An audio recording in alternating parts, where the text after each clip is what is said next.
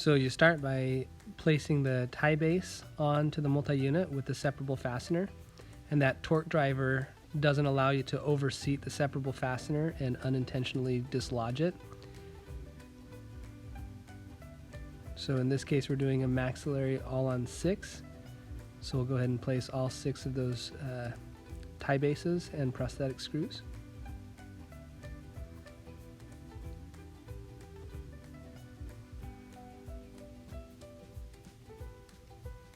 You'll see that the tie bases and prosthetic screws are assembled on the lab analog with the prosthetic screw on the back, and that's just to keep everything nice and tidy and organized.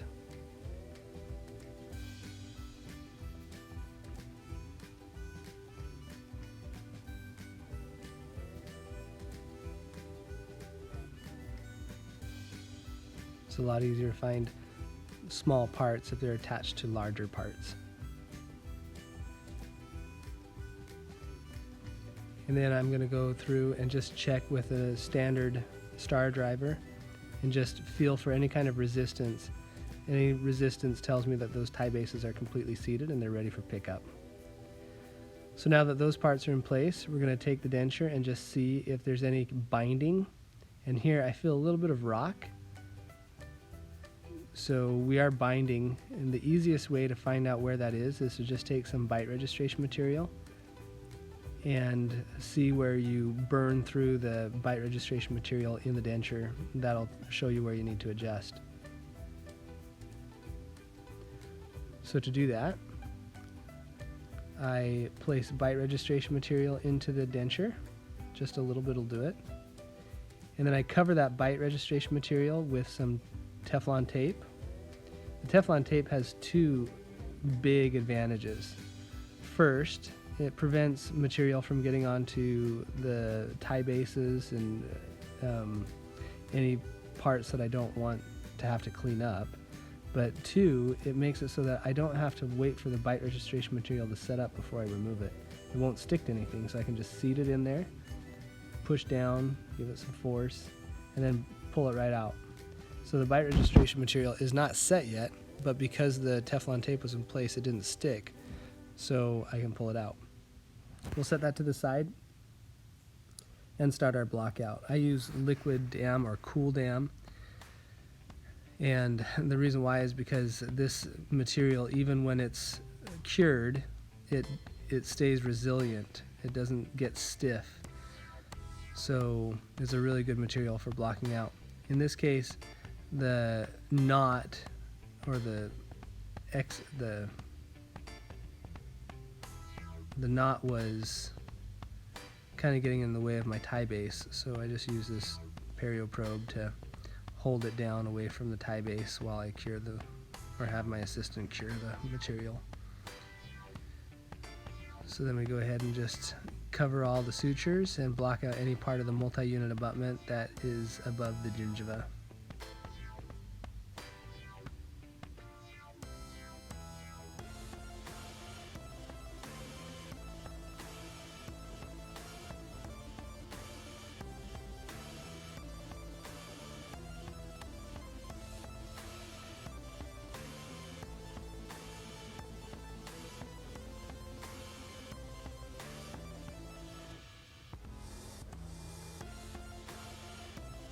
Okay, so now that the blockout's complete, we'll just take that denture, remove the Teflon tape, it peels right out once the material's set, and we'll be able to see where we burned through that material, and you can see right there a little burn through. So we'll just take the acrylic burr right through that bite registration material and just expand that recess there.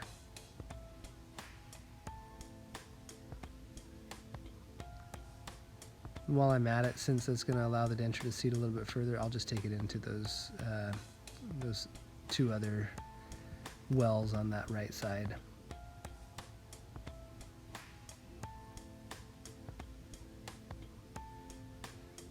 And then you just remove that material, rinse it off, and you're ready to check again.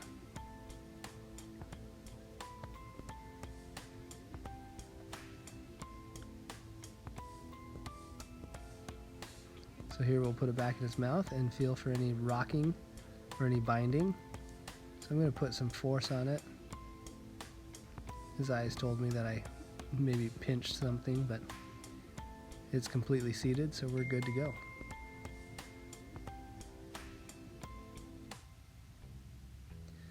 Just rinse off some of the heme there. Dry it off. And now we'll just prime it with applying some monomer to the intaglio surface there.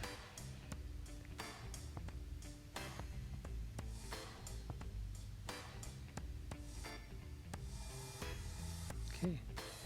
And now we'll go ahead and mix our acrylic. I use Unifast Trad by GC. This stuff sets pretty quick, so you've got to move quickly. We'll apply it to the denture, fill those wells, and then we'll go to the patient's mouth and just inject it around the tie bases.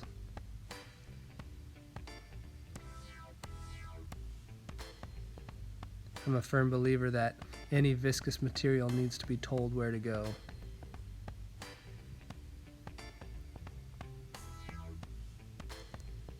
So then we seat it. Right now we're indexing against his palate. And then once we've completed the upper conversion, we'll index the lower to the upper. And I'll show you that at the end of this video clip.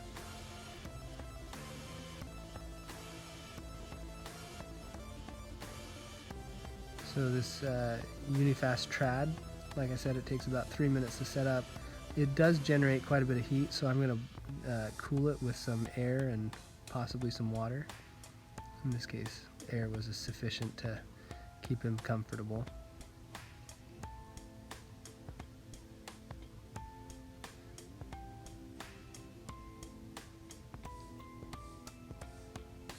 There's quite a bit of divergence of those tie bases in this case. You can't really appreciate how divergent those tie bases were, but especially the two anteriors. I used 30-degree multi-unit abutments, but angled them mostly towards the mesial, and that created quite a bit of divergence. But the cool thing about smart denture conversions is that they can accommodate a 70-degree divergence.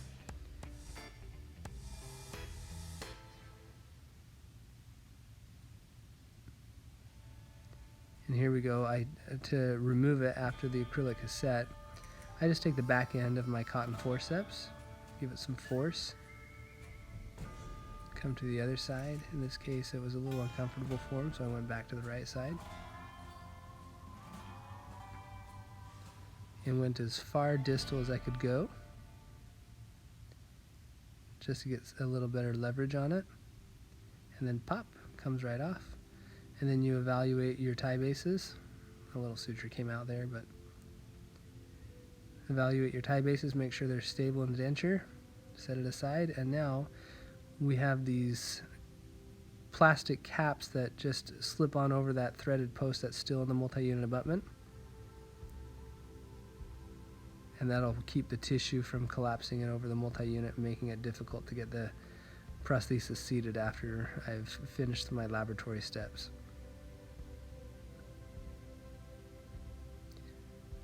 So just with a little finger pressure, those go in place, and then I'll take the back end of a cotton forceps and just make sure that they're completely seated and not likely to dislodge. All right. So now we go to the laboratory with the denture. Here you see the plastic caps in place, and you can get a better appreciation for the divergence of those implants. So now in the laboratory, we remove the cool dam that usually gets picked up in the denture. So I'll remove a bulk of the cool dam with just a hand instrument.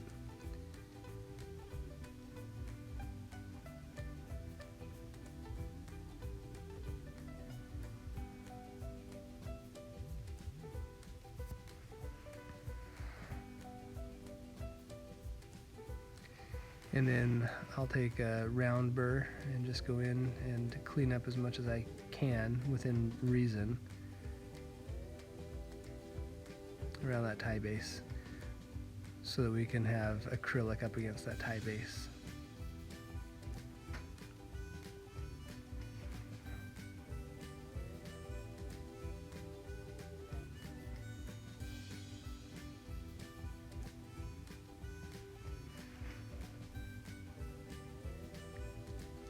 Alright, so now that we've got the cool dam removed, we'll go ahead and I like to get rid of the flanges and the pallet.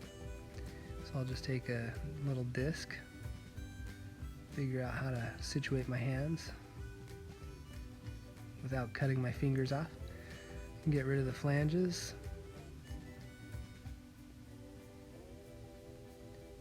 And what that's going to allow me to do is it gives me better access to the tie bases to apply some acrylic and really add the proper contours to the intaglio of the prosthesis.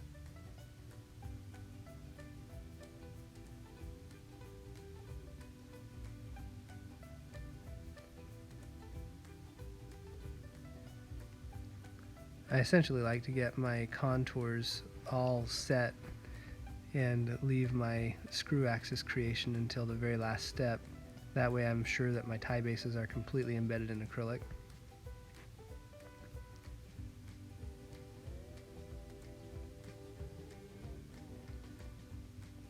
So here I just have an acrylic burr where I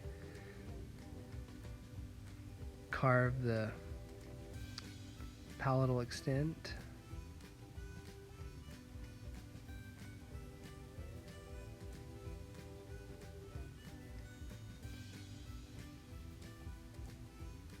And then I drop that buckle flange down to the level of the tie bases. Again, just trying to give me better access to the tie bases to get a nice acrylic contour in there.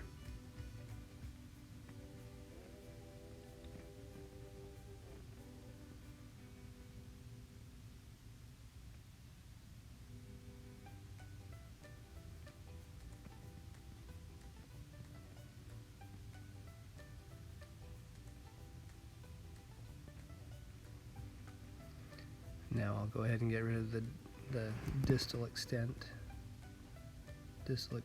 of that denture.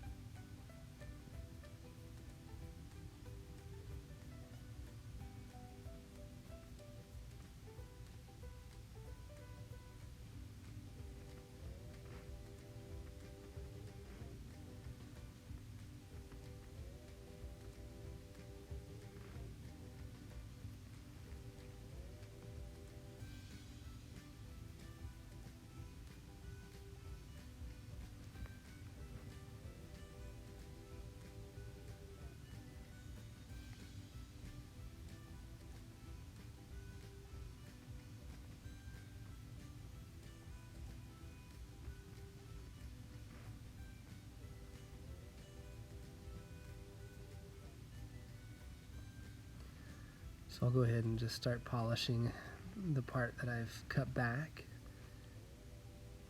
Get it pretty much to the point that I'm happy with it and ready for delivery, other than having to fill in the intaglio, give it some convex contours, hygienic contours, and creating my screw axis.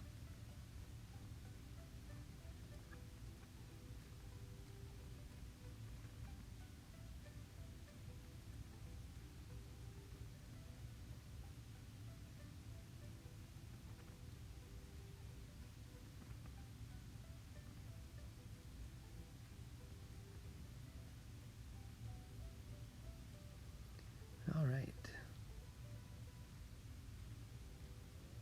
Now I have a little better access to that to get rid of some of the cool dam.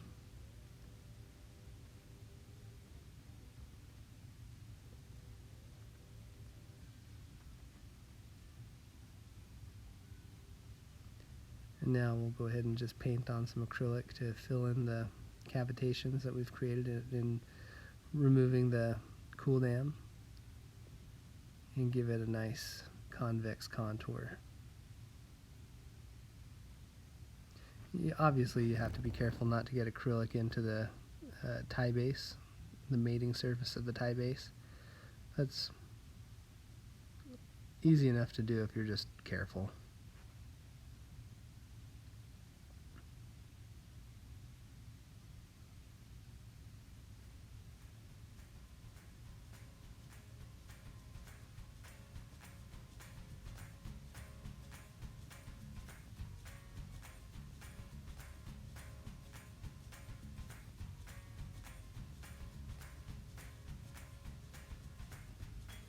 And this is just the Unifast trad being applied.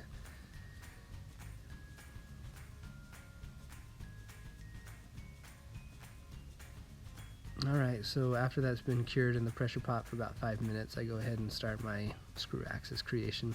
The key here is to not generating any heat. If you generate heat, that acrylic softens up around the tie base and you can pull the tie base out. So you see that I just kind of go in a little bit, clear the drill, go in a little bit more, clear the drill, just come in and out like that, not generating too much heat. And then every once in a while it'll get stuck. So the pin vise that comes in the starter kit is a really handy dandy tool. You just pull the in this case the pilot drill that got stuck in the denture. You can just pull it right out with the pin vise, or the aid of the pin vise, and then get back to creating your screw axis holes. These are your pilot holes. But you can see that debris come out, clear the drill, and keep going a little bit more. Alright.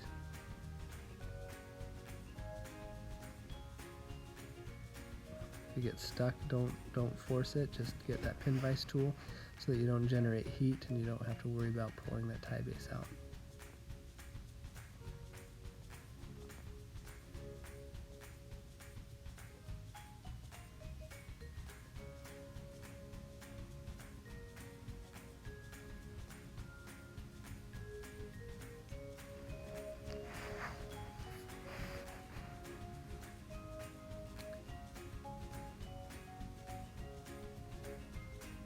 And now we're going to start expanding the screw axis hole to the size of the prosthetic screw by using our guided drill.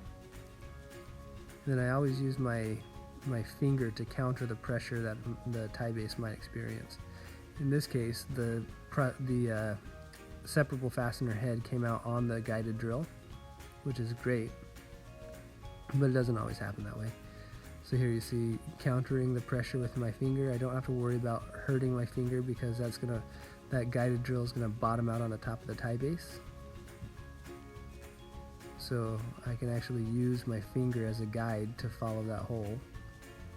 I don't have to worry about hurting my finger and just aim for it.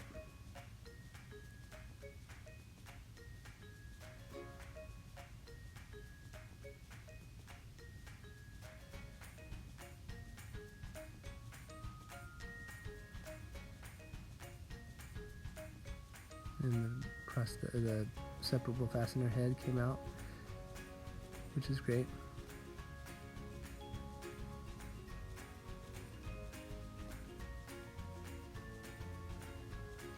The same trick applies here. If you get stuck in expanding that screw hole, then you can take that drill out of your lab handpiece, put the pin vise on, and back it out.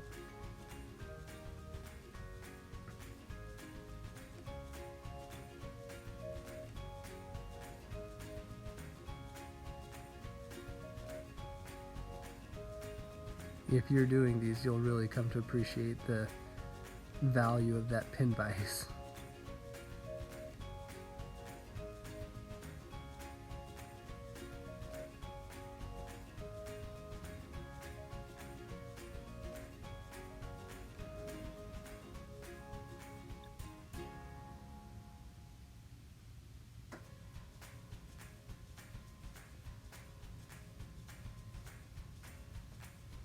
And one more time with the pin vise to get that drill out.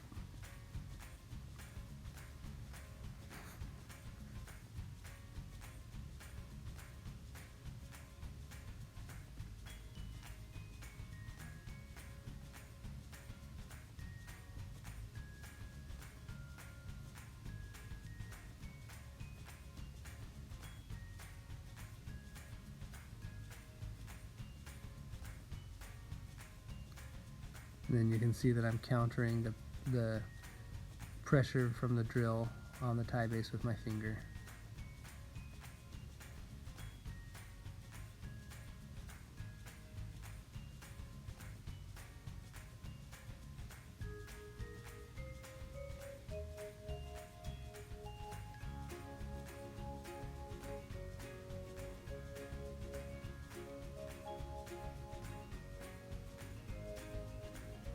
So now we can attach the clearance drill to the pin vise.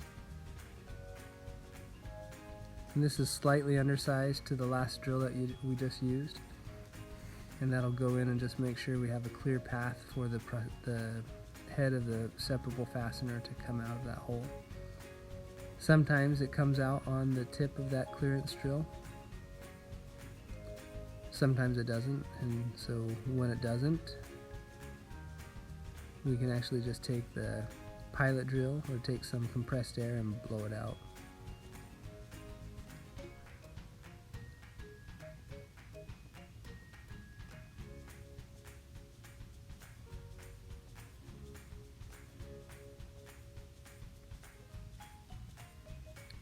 So here you see it's just using that pilot drill. Came right out. And there you see a minimally affected denture prepared for implant or fixed implant restoration. So then the last step is just taking it to the polishing wheel with some pumice and getting it nice and polished, ready for delivery.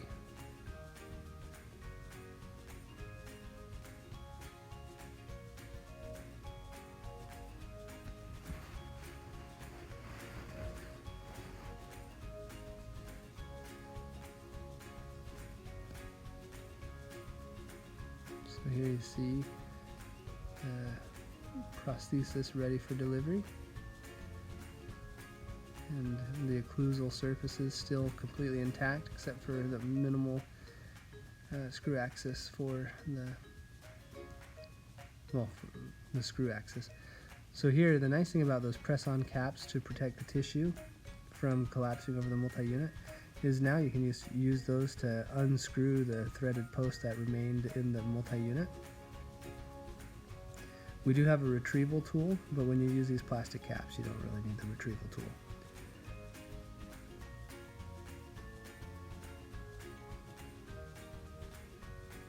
So here we're using a no-bell star driver to seat the prosthesis with our prosthetic screws.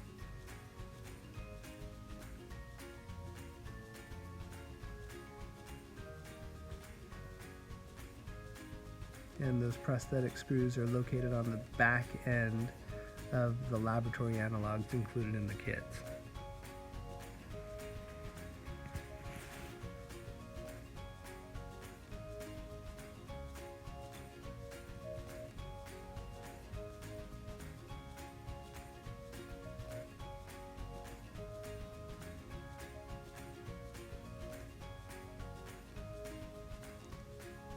So we are compressing the tissue a little bit, just trying to establish some hygienic contours.